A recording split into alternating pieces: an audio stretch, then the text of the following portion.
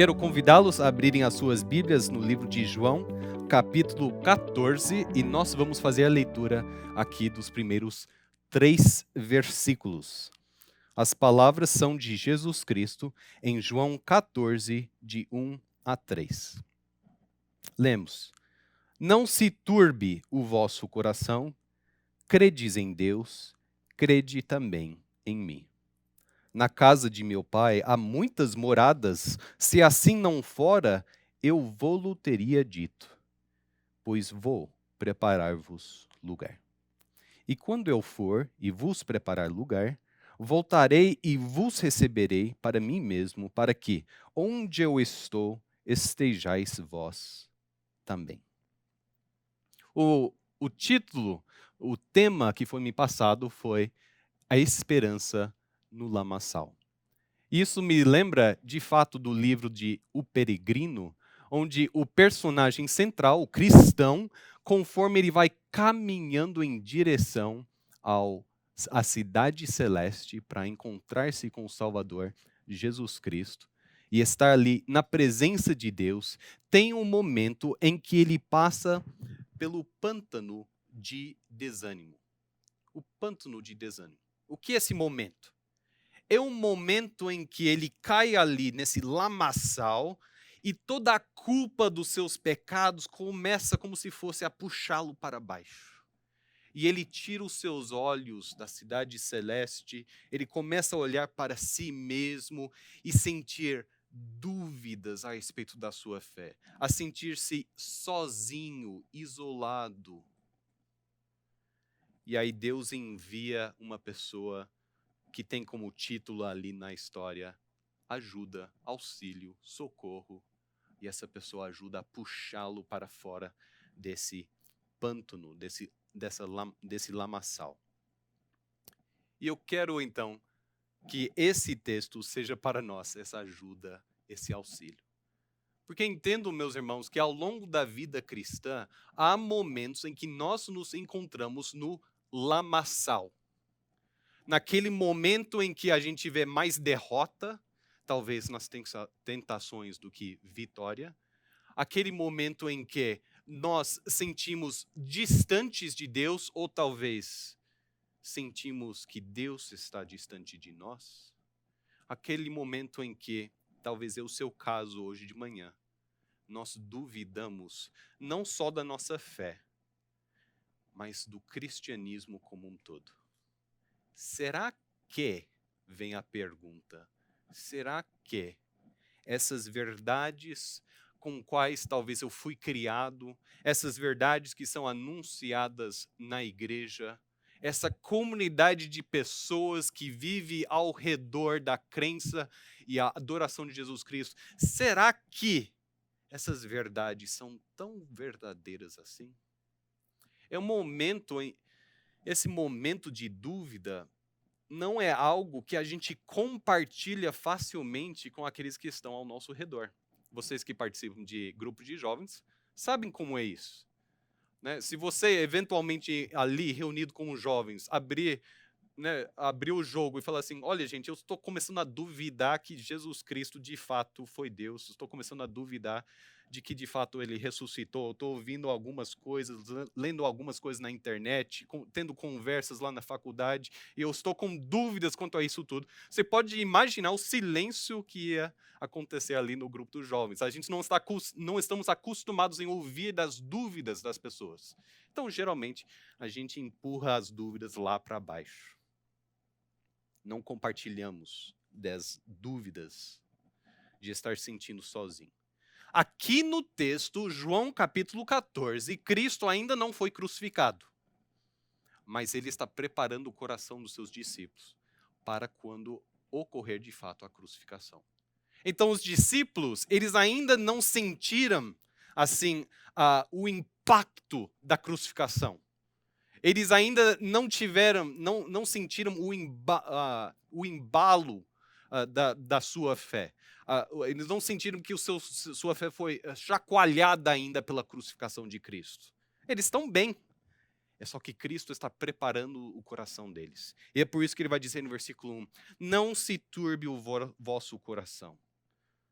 para que o seu coração não se angustie, para que você não seja angustiado, ele diz no versículo 1, credes em Deus, crede também em mim. Queria destacar então nesta manhã 2 pontos. Para ter esperança quando estamos no meio do lamaçal. Se você ainda não passou, se você não está nessa manhã no lamaçal, você ainda vai passar por esse lamaçal. Acontece. Como ter esperança no lamaçal? 2 pontos. O primeiro, a pessoa de Cristo. E segundo, as promessas de Cristo. Primeiro, a pessoa de Cristo. Olha no versículo 14. Isso é Jesus Cristo passando para os discípulos. Não se turbe o vosso coração. A solução é: credes em Deus, crede também em mim. Credes em Deus, crede também em mim. Alguém pode ler essa frase e chegar à conclusão de que Cristo está dizendo, da mesma maneira que você crê em Deus, creia também em mim. Já que você está crendo numa divindade, creia também no meu poder. Mas não é isso que Cristo está dizendo. Cristo está dizendo, da maneira que você crê em Deus, creia em mim. Nós temos aqui uma expressão, uma afirmação a respeito da divindade de Jesus Cristo. Cristo está dizendo, eu sou Deus. Crede em Deus. Credes em Deus. Da mesma maneira, com a mesma adoração, com o mesmo temor, crede também em mim. E de fato, alguns versículos, capítulos depois, quando Cristo está crucificado, a fé é abalada. E os discípulos olhando para Jesus Cristo pendurado na cruz, qual é a primeira tentação? De eles pensarem, Cristo foi apenas um bom professor. Cristo foi um excelente líder. Cristo foi um profeta. Cristo muito nos ensinou acerca de Deus. Mas agora ele morreu. Acabou. Cristo está já preparando o coração dos discípulos para isso. Para passar por esse lamaçal, esse pântano de desânimo. Há muitas coisas que podem criar dúvidas no nosso coração. Às vezes é a perda de alguém que nós amamos. E isso nos abala, e aí começamos a dúvida da fé. Às vezes é o próprio pecado. Porque Satanás é o primeiro a sugerir no nosso ouvido, puxa, se você fosse de fato um seguidor de Jesus Cristo, você não teria pecado dessa maneira, hein? Talvez você não é tão cristão quanto você diz ser. Ou talvez o cristianismo não é tão verdadeiro quanto dizem ser. Há muitas coisas que podem trazer dúvidas em nosso coração, mas a resposta, o contra-ataque contra a dúvida é sempre a mesma. Olha ali no versículo 1, do capítulo 14. Não se turbe o vosso coração. Credes em Deus, crede também em mim. Jesus Cristo, ele é Deus. Ele é, como dizem Colossenses, a imagem do Deus invisível. Deus é invisível, mas com os nossos olhos podemos enxergar Deus na pessoa de Jesus Cristo. E às vezes o nosso cristianismo, a nossa fé, meus irmãos, ela é bastante fraca, porque cremos em Cristo como pessoa histórica, como professor, como líder, como a melhor pessoa que já existiu, mas esquecemos que, como vai dizer Colossenses, em Cristo tudo que existe foi criado. Essa respiração que você está fazendo agora, automática, você nem está pensando nisso. Foi Cristo que criou o seu pulmão para fazer essa respiração. Foi Cristo que criou o seu ouvido. Foi Cristo que criou o seu corpo. Jesus Cristo, ele não é apenas alguém que chega dizendo, você quer ser salvo? Estou aqui a salvação. Mas ele é também o Criador antes de Gênesis, ele já estava na presença do seu Pai. Ele estava com Deus. Ele é Deus. A pessoa de Cristo, a resposta da nossa angústia é a divindade de Cristo. Em qualquer momento em que você sentir que a sua fé começa a perder o seu fundamento, volte a esse princípio. Quem é Cristo? Quem é Cristo? Em certo momento, Jesus Cristo olhou para os seus discípulos e perguntou: o que dizes o povo que eu sou? O povo está dizendo que eu sou quem, né? E aí o apóstolo Pedro vai dizer, bom, alguns estão dizendo que você é profeta, alguns vão dizer que você é um rabino. E aí Cristo vai dizer assim, e vós? E vocês? Quem sou eu para vocês? E aí os discípulos vão reconhecer, tu és o Filho de Deus Altíssimo. Tu tens as palavras da verdade. Quando nós nos encontramos no lamaçal, a resposta não está em nós. Mas não é engraçado que o primeiro lugar onde nós olhamos é para nós? Não é assim? Na minha vida é assim. Quando surge uma dúvida, eu começo a olhar em mim mesmo, o que eu tenho feito, o quanto de tempo que eu estou crendo, o quanto que eu tenho experimentado da graça de Deus, e essas são boas coisas. Lembrar nossa história, o nosso histórico. Mas, queridos, nós não podemos começar conosco. Começamos com Cristo. Ele é Deus. Credes em Deus, crede também em mim. A pessoa de Cristo, mas também as promessas de Cristo. Olha ali no versículo 2. Na casa de meu Pai há muitas moradas. Se assim não fora, eu vou-lo teria dito, pois vou preparar-vos lugar. E quando eu for e vos preparar lugar, voltarei e vos receberei para mim mesmo, para que onde eu estou, estejais vós também. As promessas de Cristo. Logo em seguida, Cristo diz, olha, na casa de meu Pai há muitas moradas. Eu vou ter muitos vizinhos corintianos, que nem o meu amigo Tiago Guerra, nos novos céus. A ideia ali, a linguagem é bonita. É como se Cristo dissesse assim, a casa de meu Pai tem muitos quartos, várias salas, mas é uma só casa. Se a gente não se aguente aqui, lá no novos céus e terra, a gente vai ter que dar um jeito, porque a gente vai ser vizinho um do outro. E Cristo já começa com essa promessa. E percebe, irmãos, ainda que Cristo ele está preparando o coração dos seus discípulos para lidar com a crucificação e a perseguição que viria nos próximos anos, nos próximos séculos, ele não menciona necessariamente a crucificação em si. Ele não chama os discípulos e diz, olha, deixa eu te dar a real. Seguinte, vou falar de novo. Eles vão me crucificar, eu vou morrer 3 dias depois. Não, o que ele passa para os seus discípulos nesse momento é uma visão da eternidade. Promessas eternas. Na casa de meu Pai há muitas moradas. Se assim não fora, eu vou-lo teria dito. Ou seja, se não tivesse essa confiança, essa segurança, essa garantia, eu já teria avisado. Mas, de fato, há um lugar na presença do meu Pai. Há um lugar sendo, olha só, final do versículo 2. Vou preparar-vos lugar.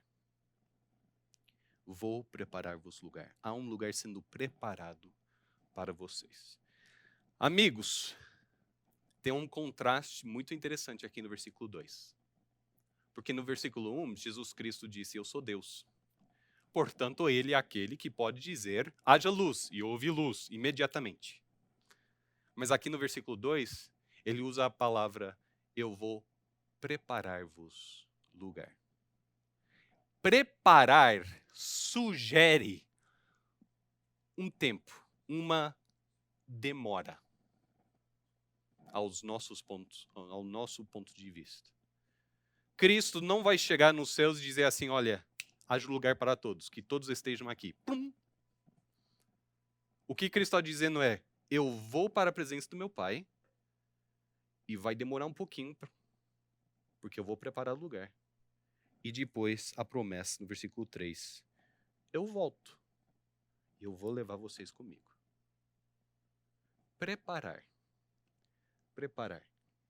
Cristo está preparando. Queridos, esse é um elemento que não podemos esquecer.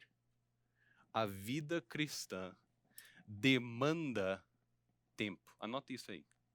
A vida cristã demanda ou exige tempo. Nós queremos transformação, santificação, glorificação para ontem. Mas o Espírito Santo está trabalhando de acordo com um plano que é diferente que o nosso. Se Deus deseja que eu seja santo, por que então Ele não simplesmente diga, Daniel, seja santo? Aí eu estaria santo. E eu sou santo em Cristo, mas eu digo nas minhas obras, nas minhas lutas, no meu dia a dia, porque a glorificação não é instantânea.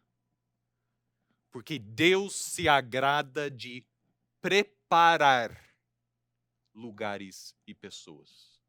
De gastar tempo tirando o orgulho, tirando a arrogância, matando um ídolo após o outro. Deus se agrada em gastar tempo. E é por isso que a nossa palavra é sobre esperança. Porque esperança nada mais é do que esperar o tempo de Deus. Cristo diz aos seus discípulos, eu vou preparar lugar. Mas olha que lindo no versículo 3. E quando eu for e vos preparar lugar, voltarei e vos receberei para mim mesmo, para que onde eu estou, estejais vós também. Quando eu for e vos preparar lugar, eu volto. Nós temos essa promessa e podemos confiar nessa promessa porque ele já veio uma vez. Ele já veio uma vez, derrotou o pecado e a morte, e agora, na segunda vinda, é só para levar-nos a ele. Ele já fez isso uma vez e ele fará. Agora, ele voltará uma segunda vez. E olha que lindo essa linguagem de comunhão, queridos. Vos receberei para mim mesmo, para que onde eu estou, estejais vós também. Cara, que legal isso. Porque nós já temos a promessa que Cristo diz assim, olha, onde tiver 2 ou 3 reunidos, eu estarei com vós. Já temos a promessa de que Cristo está conosco, mas agora a promessa é outra. Cristo não apenas diz, onde o cristão estiver, eu estou com ele, mas agora ele diz, onde eu estou, vocês estarão também. Comunhão. Cristo deseja estar conosco. O Pai deseja estar conosco. O Espírito Santo deseja engrandecer o trabalho divino, o plano divino, estando conosco. Essa é a nossa esperança no meio do lamaçal. Cristo é Deus e Cristo tem um plano. E esse plano inclui a dificuldade de onde eu estou, a alegria do amanhã e as tristezas e até dificuldades ou dores que vão surgir na semana que vem. Cristo é Deus e Cristo tem um plano. E esse plano inclui estar conosco. Estar conosco. Comunhão. É por isso, queridos, e fazendo aqui uma aplicação direta sobre a Igreja de Jesus Cristo, comunhão tem tudo a ver com Jesus Cristo. Se você quiser ser encorajado na sua vida cristã, é no corpo de Cristo. uma pessoa que se isola, mesmo se isolando com bons livros, bons cursos, boas conferências, se essa pessoa não tiver comunhão com outras pessoas, se essa pessoa não tiver oportunidade para perdoar um irmão em Cristo, ou receber perdão de um irmão em Cristo, para amar um irmão ou irmã em Cristo, e receber o amor, de ser encorajado e ser um encorajador, se não tivermos isso, a nossa fé de fato se enfraquece. A fé do cristão envolve comunhão, porque o plano de Cristo envolve comunhão. Eu queria então terminar nesta manhã destacando alguns pontos de aplicação. São 3. O primeiro ponto é para você que talvez nesse final de semana, ou talvez já faz algum tempo, você está chegando ao ponto de reconhecer que você não é cristão. Que você, de fato, consegue imitar bem um cristão. Você tem, talvez, os hábitos que alguns cristãos têm. Você vai à igreja, talvez você conhece alguns hinos de cor. Talvez você serve na igreja. Talvez você compartilha de valores cristãos. Mas talvez, ao longo desse final de semana, você reconhece: eu não estou crendo em Cristo como Deus. Ele é para mim um bom professor, um líder, mas só. Se você é essa pessoa, cara, que legal que você está assistindo essa conferência. Que bacana que você está participando, inclusive, dessa palestra. E eu quero ter a alegria aqui de apontar você a Jesus Cristo. Jesus Cristo é Deus. Ele te criou. Ele botou uma alma vivente em você. Você é um ser eterno. Daqui a algumas décadas, se não algumas semanas, só Deus sabe, você vai morrer. A morte vem quando a gente menos espera. Mas após a morte, estaremos na presença daquele que julga tanto os vivos quanto os mortos. Estar na presença de Deus é uma promessa gloriosa que Cristo anuncia aqui no Evangelho. Mas só se alegra em estar na casa de Pai, na casa do Pai, aquele que tem crido no Filho. Aquele que, por meio da oração, tem se arrependido dos seus pecados e confessado: Cristo, eu tenho confiado em outros deuses, até em mim mesmo, mas não tenho crido em Ti. Eu creio, Senhor, ajude a minha incredulidade. Se você precisa confiar em Cristo como seu Salvador, uma sugestão: desliga agora essa palestra. Você não precisa assistir o resto da conferência. Esse momento de palestras é importante, o louvor e a oração são importantes, mas não são a coisa mais importante que você vai fazer hoje. Se for preciso, desliga o seu celular, seu laptop, ajoelhe-se agora na sua cama. Então, feita a nossa oração, o nosso momento de oração aqui no meio da palestra, queria também falar àqueles que são cristãos, mas estão com dúvidas nesta manhã. Aquele que não é crente, nós apontamos a Cristo. Aquele que não está confiando em Cristo, nós apontamos a Cristo. Mas e aquele cristão que já creu em Cristo, está tentando crer em Cristo, mas está com dúvidas? E a aplicação aqui de João 14, versículo 1 a 3 é realmente essa pergunta: quem é Cristo para você? A primeira pergunta não é quais são as suas circunstâncias, ou como podia ser melhor a sua igreja, ou as suas amizades cristãs, ou quais são as dificuldades que surgiram nos últimos dias, ou talvez esse ano, que com certeza são muitas, são reais, mas não são o ponto principal da nossa fé. O cristianismo depende de Cristo. É por isso que o apóstolo Paulo vai dizer: se Jesus Cristo não ressuscitou, Nós somos os mais miseráveis de todos os homens. Ou seja, nas palavras de Paulo, os outros homens são miseráveis também. Mas pelo menos eles não viveram as suas vidas todas botando a sua fé, a sua esperança numa coisa que é irreal. É uma fantasia. Se Cristo não ressuscitou, cristianismo cai por água abaixo. O cristianismo perde toda a todo o seu fundamento. Então, quando estamos com dúvidas sobre doutrina, o nosso coração, a vontade de Deus, volta sempre a esse ponto, amigos. Sempre a esse ponto. Quem é Cristo? Quem é Cristo? E é verdade que na nossa vida cristã, nós crescemos no entendimento de quem Cristo é. Nós precisamos enxergar Cristo como aquele que age em amor. Cara, se eu convidasse alguma pessoa para ir na minha casa, passar algumas horas, já é uma expressão, talvez, de hospitalidade e de amor cristão. Agora pense do ponto de vista de Jesus Cristo, onde ele diz assim: na casa do meu pai há muitas moradas e eu quero que vocês moram lá comigo para sempre.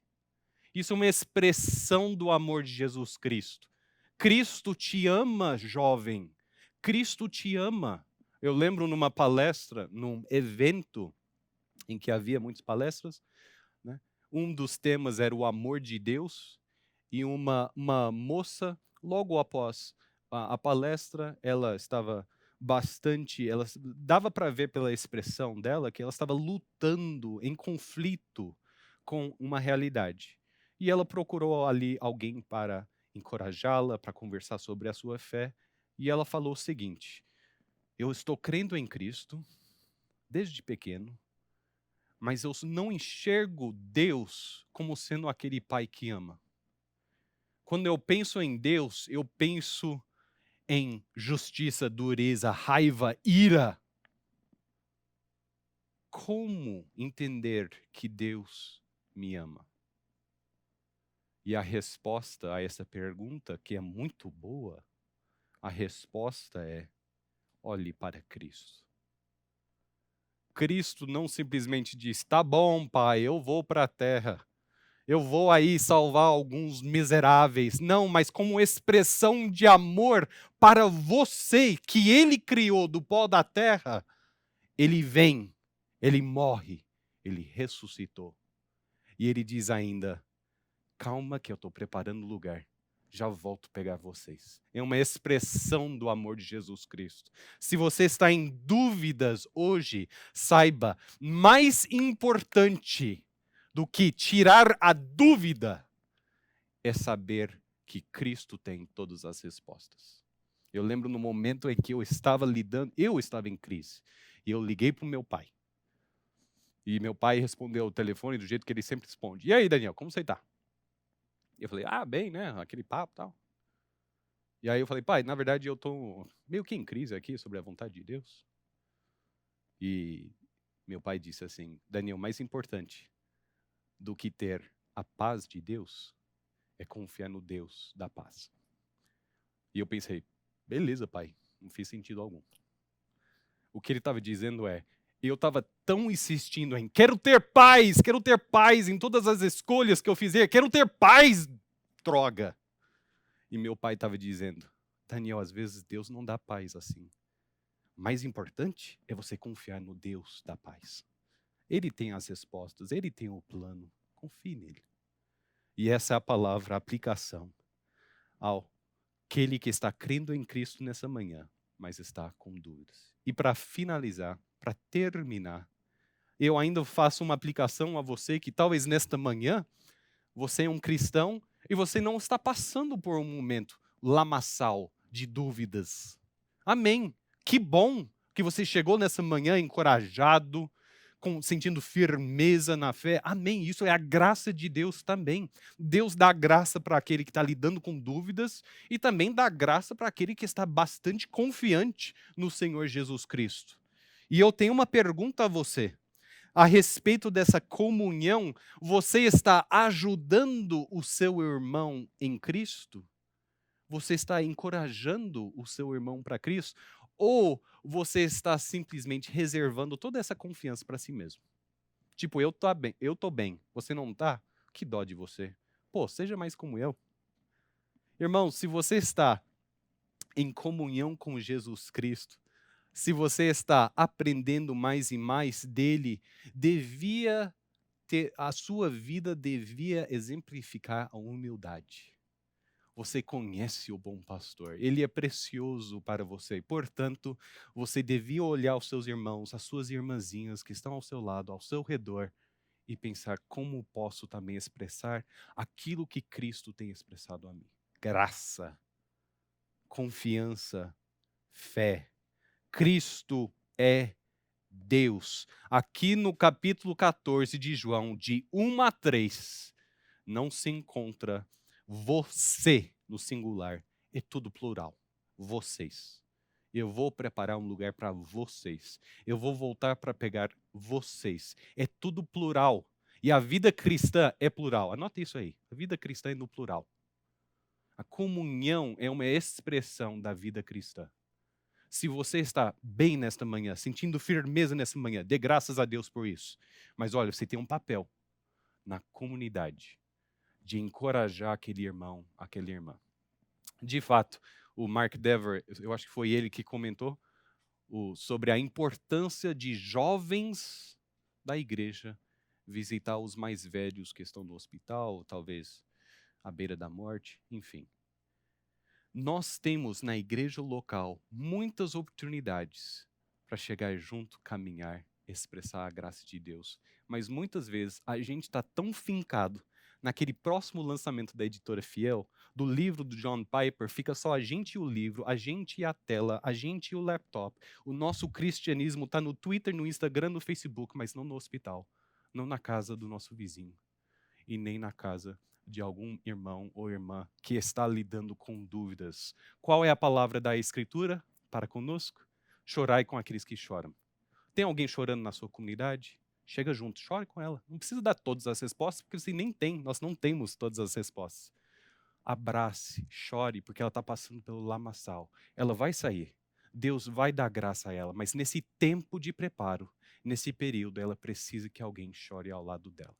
Queridos, muito obrigado pela oportunidade de falar com vocês. Para mim é um grande prazer. E eu quero agora encerrar esse momento com uma palavra de oração. Vamos orar? Vamos falar com Jesus Cristo, que é Deus? Oremos. Senhor Deus, obrigado por João capítulo 14, de 1 a 3. Obrigado por toda a sua palavra, mas em especial nessa manhã. Obrigado por destacar a pessoa de Cristo e as promessas de Cristo. Quando olhamos para nós mesmos, a gente só vê sujeira, decepção. Mas quando olhamos para a cruz, quando olhamos para o sepulcro vazio, quando olhamos para Cristo, enxergamos glória, glória eterna, que daqui um pouco nós vamos gastar toda a eternidade na casa do nosso Pai, na sua presença. Ajude-nos a termos paciência, esperança e fé até que esse dia chegue. Em nome de Cristo. Amém. Amém. Obrigado pela palavra, Daniel. Queria te chamar aqui para a gente poder bater um papo e se aprofundar ainda mais nesses pontos que você levantou. Amém. Muito obrigado. Obrigado. Agora é o momento que a gente tem, né, de trazer algumas perguntas, talvez algumas dúvidas que vocês tenham lidado durante a palavra de Daniel, e agora vamos tentar lidar com elas de modo bíblico aqui. Amém. Dani, acho que a importância da sua palavra é porque você está assumindo parte de um pressuposto que cristãos podem ter dúvida e medo. Amém. Sim. Isso vai um pouquinho contra o que talvez a gente tenha visto de com Cristo no barco tudo vai muito bem, não é? E que os seus problemas de fato acabam ali na sua conversão. Então, é isso mesmo. Cristãos genuínos podem ter esses momentos na vida de lamaçal, e às vezes um lamaçal por meses, por anos. Isso é, de fato, a cristianismo e a fé cristã permite essa experiência? Sim, uma boa pergunta, Guerra. E, de fato, com Cristo no barco, tudo vai muito bem. Tudo vai de acordo com o bom prazer de Deus, aquele que controla a tempestade e também aquele que controla o navio. Entretanto, o oposto também é verdade.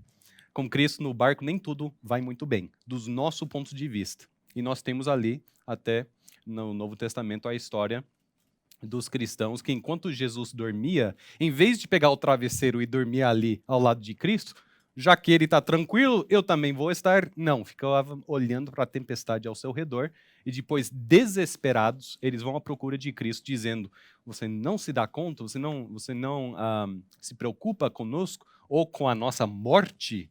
Né? Aquilo era um momento em que nem tudo estava bem na vida daqueles discípulos. Isso ilustra bem como é a vida cristã, Guerra. De fato, há essa ideia de que, cara, a partir da conversão, a vida fica tranquila. E é quase tão equivocado quanto a teologia ou o evangelho da prosperidade, a teologia da prosperidade, que vai sugerir que, se você confiar em Cristo, todas as suas necessidades financeiras vão ser resolvidas num piscar de olhos. Não só isso, mas Deus vai derramar dinheiro, carros, mulheres, tudo mais ali no seu dia a dia. E esse outro equívoco, ainda que não lida com finanças, é também, da mesma maneira, errado. Porque não é a partir da conversão que agora a vida fica tranquila. Na verdade, parece, Guerra, que é a partir da conversão que é aí que começa a perseguição. Aí que começa essa luta que antes não tinha com o pecado. Pecado era normal. Parece que agora, a partir da conversão, é que começa isso. E que nós nos vemos na necessidade de caminhar com pessoas. E sim, às vezes as nossas dúvidas, elas vão demorar semanas, meses. Né? Eu acho lindíssima a história do C.S. Lewis, onde ele conta a respeito daquele ano que ele passou, diz ele, né, daquela maneira, eu tinha falecido a esposa dele, e ele ficou tão abalado que ele diz assim, cara, eu não enxergava Cristo. Até que, aí ele vai falar assim, num certo dia, parecia que alguém tinha ligado a luz. E eu voltei a enxergar toda a beleza que Cristo havia me protegido. O Espírito Santo tinha um papel ali, um plano ali. Mas demorou um pouquinho executar isso. E parece que a gente também perdeu essa ideia, né, da fé cristã, de que é possível a pessoa ser cristã e passar por crise, inclusive na pastoral. Porque se alguém chega para você, por exemplo, e fala, olha, eu tô com crise de fé, eu tô duvidando de Deus, se a gente não entende isso, a gente vai achar, você não é cristão, então. Vem aqui, senta comigo que eu vou te falar de Jesus. Sim. Não é? Mas, inclusive, em Confissões de Fé Histórica, tinha ali um capítulo como acerca da certeza da salvação, exatamente mostrando, né, na Confissão de Westminster, por exemplo, mostrando de que é possível você ser salvo e perder a certeza da salvação. Sim. Você não perde a salvação, mas é possível perder a certeza da salvação. Então é importante, inclusive, no cuidado pastoral, né, e vocês que estão assistindo aí também, não só entenderem isso, mas ajudarem pessoas nesse caminho também. Amém. Dani, e como devemos, de forma prática, nos aproximar de um irmão que está no lamaçal? Qual que é uma abordagem, né? E você também que cuida de gente, como é que, de modo prático, a gente pode fazer isso? Legal, Guerra. Bom, primeiro, esquece frases de efeito, né? Cara, eu vou chegar com uma frase, eu vou chegar com um sermão do Hernandes Dias Lopes, vou falar, cara, assiste isso aqui que vai melhorar, tudo vai melhorar, né? Amém. Deus nos dá ferramentas e nós podemos, no momento certo, usar bons livros, bons sermões para encorajar os nossos irmãos. Mas não chega pensando, cara, em 30 minutos vou resolver a crise do cara. Porque isso supõe que a crise do cara depende de 30 minutos de algum conselho que eu vou dar para você. E aí já chega a ser um pouco de idolatria. Eu espero que as minhas palavras, o meu conselho, tenham um efeito que só a palavra de Deus, o Espírito Santo vai ter.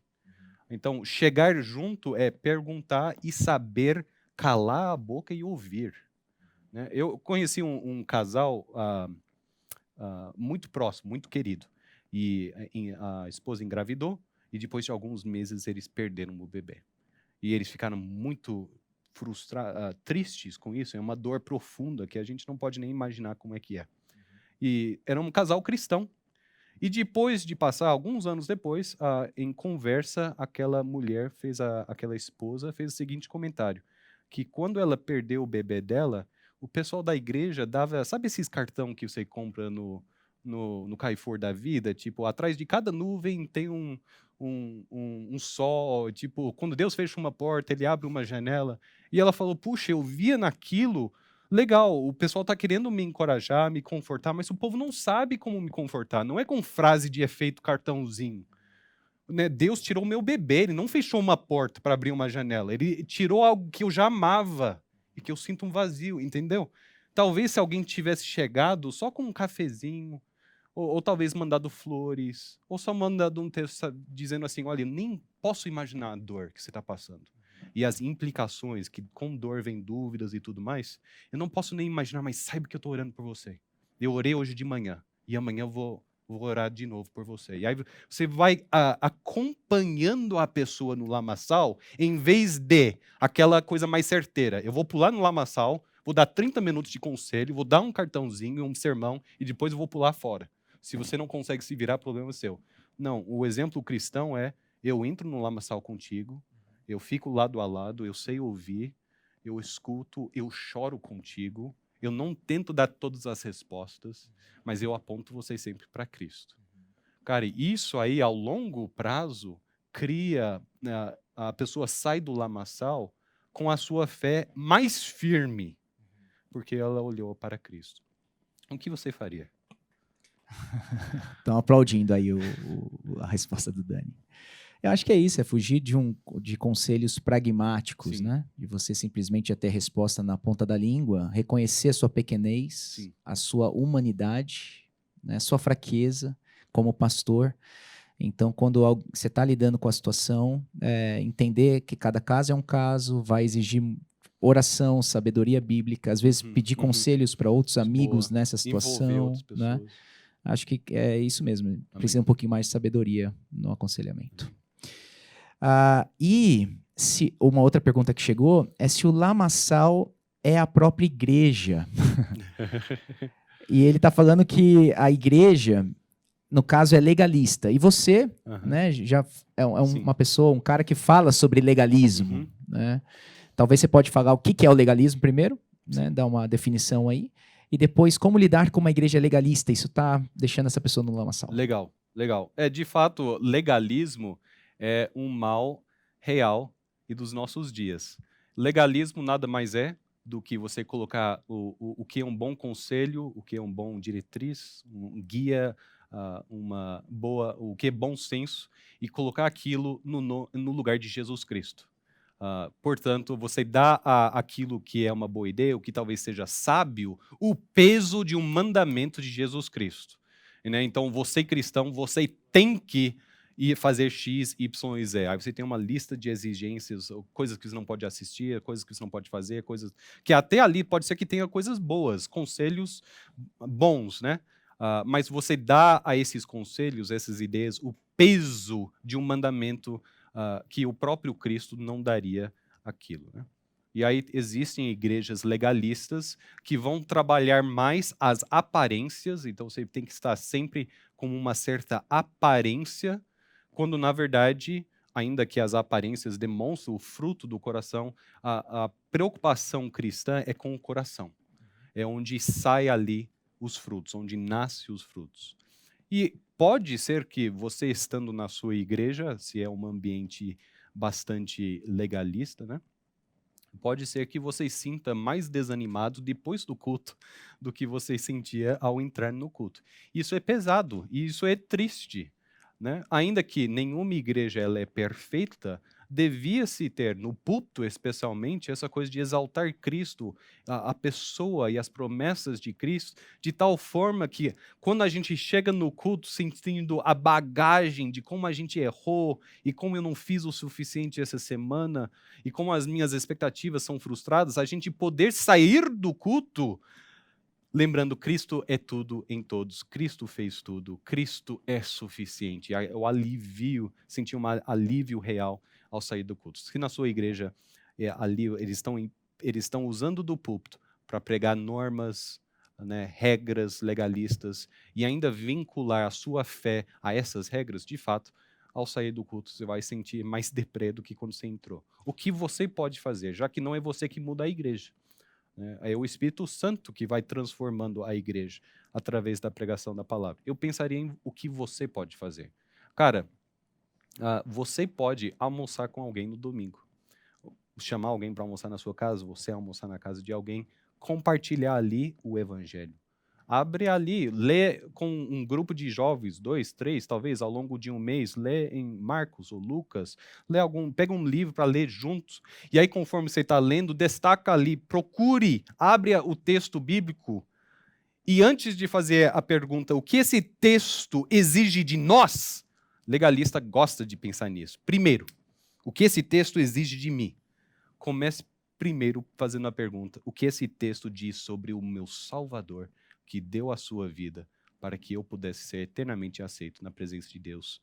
E uma das implicações é depois, vai ter uma aplicação pessoal, o que esse texto exige de mim. Mas primeiro, o que esse texto diz acerca de Cristo? Faz disso, faz um pequeno grupo, se a sua igreja te dá liberdade para ter um pequeno grupo, talvez oficial ou não oficial, mas tem ali as suas reuniões, oração, ore pelos seus líderes. Em vez de chegar domingo e pensar, lá vem esse pastor de novo, cara. Ore de segunda a sábado pelo seu pastor. Fale, Deus, é uma maravilha o que eu tenho aprendido, a graça abundante, lembrando do John Bunyan, graça abundante, graça maravilhosa. E eu queria que o meu pastor também entendesse a profundeza e a riqueza dessa graça. Por favor, Senhor, use bons livros, outros amigos pastores, para ajudar na liderança ali da igreja. E aí você vai ter que caminhar junto com aquele povo durante aquele tempo. Se for o caso, né, tem casos extremos, né, Guerra? Onde talvez o conselho seria pensar em visitar outras igrejas onde você está sendo alimentado. Mas eu estou aqui pensando naquela situação onde talvez na igreja, na cidade, não tenha muitas outras igrejas bíblicas onde há uma teologia saudável.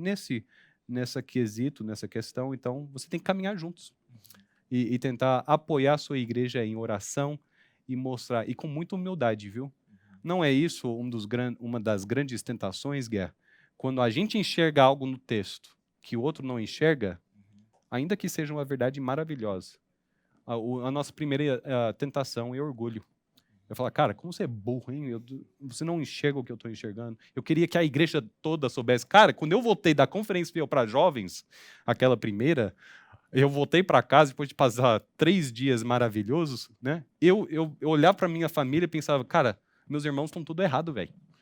Né? A gente tinha que ter mais santo, mais dedicação, sabe? Você começa a julgar os outros de acordo com a graça e a misericórdia que Deus teve com você. Calma, velho, calma. Pode ser que daqui 10 anos, Deus vai fazer na vida, no coração do seu pastor, a mesma coisa que ele fez em você. Mas talvez seja só daqui 5 a 10 anos. Então, calma, paciência. Ótimo. Eu acho que a gente está com Vinícius. É você que está aí, Vinícius, na tela? Dá um joinha aí. Ok. E o Vinícius, então, tem uma pergunta para você, Dani. Legal, Vini. Bom dia, Dani. Bom dia, Thiago. A gente agradece pela mensagem. Eu tenho uma pergunta. Como perceber se a pessoa está num lamaçal ou que ela pode não estar reconhecendo a Jesus como Deus, se ela não fala abertamente, né? E ao perceber, qual que é a melhor forma de ajudar? Obrigado. A pergunta é muito boa. E a resposta a gente encontra só com o Espírito Santo, tá bom? Só o Espírito Santo vai saber exatamente qual a crise que cada pessoa está passando e se de fato aquela crise é produto de não ter confiado em Cristo, né? Ou é apenas um momento em que na vida cristã ele está perdendo ali a sua fé, de certa forma. Essas questões, Vini, de fé, elas são bastante íntimas, tá? Tem coisas que eu compartilho com o Tiago Guerra, porque ele é meu amigo, eu vejo ele toda semana, ele é uma pessoa que eu admiro, que eu não vou compartilhar, por exemplo, num café com talvez algum outro irmão da minha igreja. E eu não espero também que os irmãos da minha igreja compartilhem comigo da mesma maneira que vão compartilhar com algum amigo, com a esposa ou com o sogro, enfim. Há questões de caráter íntima onde você não pode esperar que a pessoa vai chegar e se abrir e falar, está acontecendo isso, isso e isso. Geralmente, quando chega a esse ponto de a pessoa se abrir, é porque ele já está chutando o balde. E aí ele se abre e fala, cara, eu nem creio mais, não sei o que. Entendeu? Já chegou um ponto onde aquela tempestade, aí ele se abre e chuta o balde. Então, uma das maneiras de você ajudar os seus amigos, os seus irmãos, é caminhando com eles. Não esperar o lamaçal para chegar junto. Entende, Vini? Não esperar, tipo, cara, será que esse aí tá precisando da minha ajuda? Então vou chegar junto. Cara, já chega junto. Pensa no jovem da sua igreja, pensa no grupo de jovens da sua igreja. Qual é aquele sujeito que sempre se sente sozinho, meio isolado? Talvez chegou agora, ou talvez é por causa da personalidade mesmo. Todo mundo tem a sua personalidade. Pergunte a si mesmo, como posso caminhar com essa pessoa? Independente se ela está em crise ou não. Isso é discipulado, Vini, entende? Mesmo não sabendo da crise da pessoa, apontar ela a Jesus Cristo. Eu sei que na minha vida isso tem as pessoas chegando juntos sem saber e até perguntando, né? Fazendo algumas perguntas, né? Como está a sua vida de oração? Tem como eu orar por você essa semana? A gente já sabe como é que é, né? Nos pequenos grupos, na igreja, quando alguém chega e fala assim, né, como você está? A resposta, por default, estou bem, graças a Deus. Como posso orar por vocês? São aquelas respostas tudo padrão, né, genérico, que é ore pela minha família, pelo meu trabalho, minha faculdade.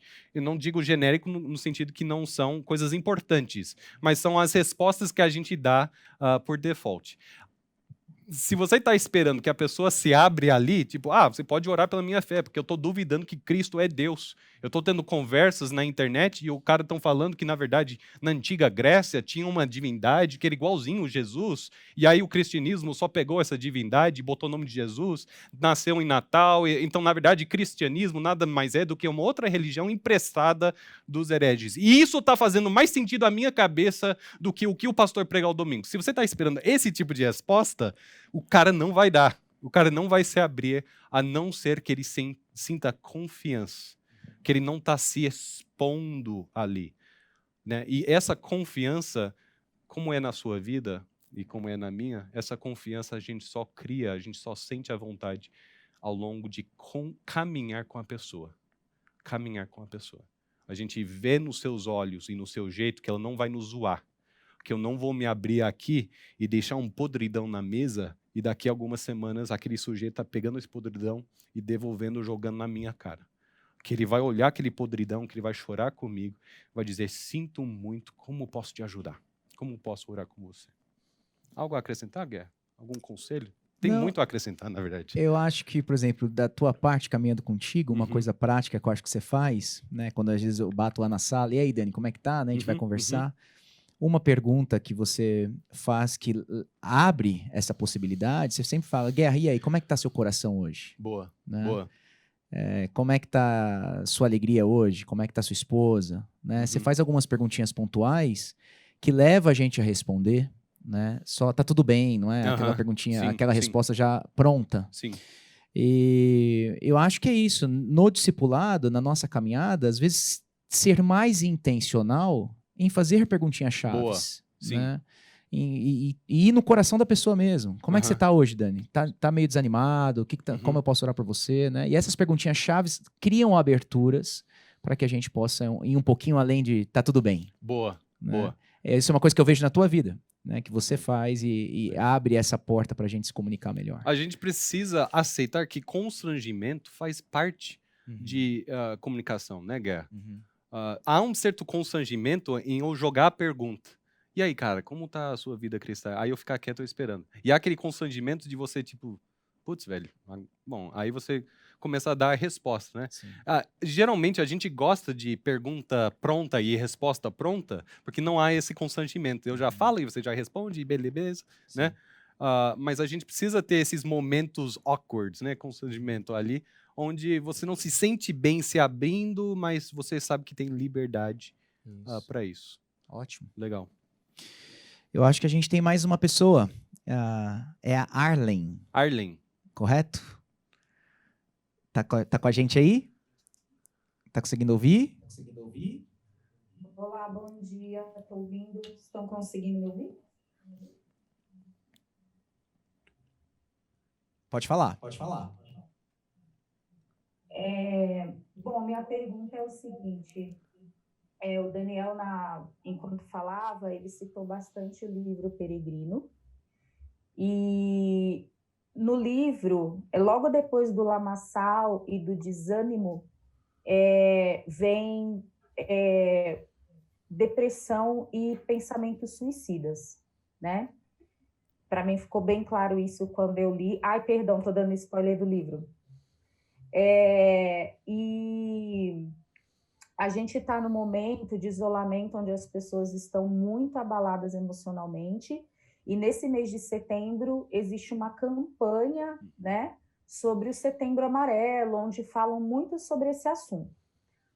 Como, à luz da palavra, né, nós como cristãos, aconselhar pessoas que a gente enxerga que está vivendo esse momento de lamaçal e do desânimo, e que o desânimo chegou a ponto de ir para a depressão e que a pessoa está, às vezes, numa depressão tão profunda que está com pensamentos suicidas e a gente perceber isso, né? Como aconselhar, como abordar, ainda mais dentro do meio cristão, que muitas vezes as pessoas têm preconceito em falar sobre saúde mental. É essa a minha pergunta. Essa pergunta ela é muito boa, Guerra. E eu queria ouvir a resposta, talvez até mais tarde hoje, teremos a oportunidade de ouvir Gilson Santos, o pastor Gilson. E a resposta dele a essa pergunta seria excelente. Seria. Então eu vou... Pena que ele tá só assistindo nesse momento. Né? Querido pastor, a gente precisava a sua história, a sua experiência, os seus insights aqui. Mas só pincelando aqui, rapidamente, eu queria que você comentasse sobre a questão específica de suicídio, Guerra. Uhum. Mas há esse aspecto de saúde mental em que, primeiro, precisa ficar bem definido uma das coisas. Nós podemos ser bons amigos, bons cristãos e, mesmo assim, reconhecer que não somos médicos. Uhum. Né? Há uma característica em que nós precisamos reconhecer que eu posso acompanhar, apoiar e amar alguém que está passando pela pior experiência da sua vida. Uhum. E deve ser essa a nossa disposição, de chorar com aqueles que choram.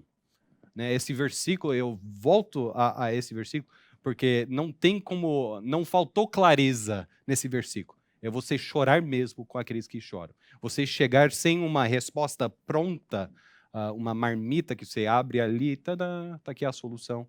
Você chegar e você chorar junto, você dá o seu ombro para o outro chorar. Isso é uma expressão da graça de Deus que Ele nos dá através de amizade, de amor cristão. Você parar, tirar o tempo para orar com aqueles que oram. E, ao mesmo tempo, reconhecer que há, às vezes, a necessidade da participação também de um médico, de alguém que tenha, talvez, um treinamento, até no meio de aconselhamento, se for o caso, que você não tenha, que eu não tenho. E aí precisamos também a humildade de pensar assim, ao invés de pensar, cara, não está dando certo aquelas orações que eu estou fazendo com meu amigo. Ele continua com certas tendências suicidas. Então eu preciso achar um capítulo melhor. Eu preciso fazer uma oração diferente. Eu preciso dar um livro diferenciado. Talvez a resposta não esteja em você. Talvez você pode aconselhar o seu amigo, a família do seu amigo, a procurar uma ajuda que talvez não tenha necessariamente ali no ciclo dos seus amigos. Uma ajuda que vem de fora. Como você comentaria? Aconselharia? Arlen, esse capítulo que você mencionou do Peregrino, talvez é um dos que eu mais gosto, porque e se eu não me engano, ele tá no Castelo do Desespero, dentro daquela prisão. O gigante chega para ele, não é? E tenta ele, porque já surrou ele, o sofrimento é tanto que ele pensa, então, e ele considera a sugestão do gigante, não é? De, olha, tira a sua vida. E ele chega, inclusive, a falar com o parceiro dele, falando, olha, eu acho que o melhor caminho agora é a gente tirar a vida. E por que eu gosto tanto? Porque ali nós temos um pastor de almas, Bunyan, escrevendo um livro que seria depois lido por muitos cristãos, e você já vê essa percepção pastoral em Bunyan de entender que esse pensamento suicida, ele pode ser até comum na vida cristã. Comum no que eu digo, não que vai ser comum a todas as pessoas, mas que é uma experiência que vai estar aí no meio dos cristãos.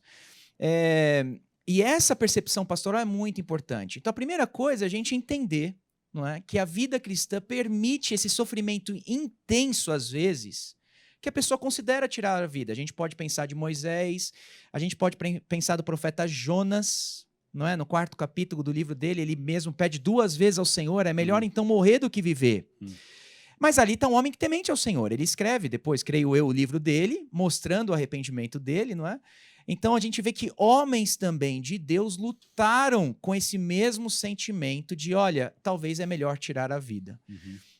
Eu acho que entender isso já é um grande passo. Como você falou, há um grande tabu de que pessoas que vão buscar ajuda, às vezes com pensamentos suicidas, elas não conseguem ajuda porque pessoas que vão aconselhar vão pensar que ela não tem a fé verdadeira, ela não crê no Senhor, imagina, não pode ter esse pensamento.